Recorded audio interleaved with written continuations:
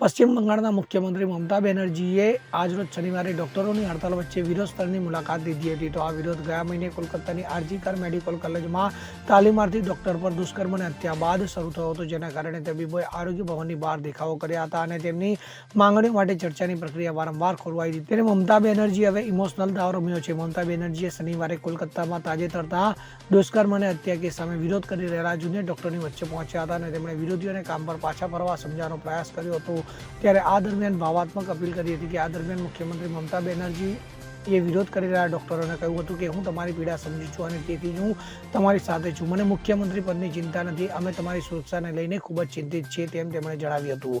તેમણે ડોક્ટરને કામ પર પાછા ફરવાની અપીલ કરી અને ખાતરી અપાઈ હતી કે તેમની તમામ માંગણીઓ પર વિચાર કરવામાં આવશે.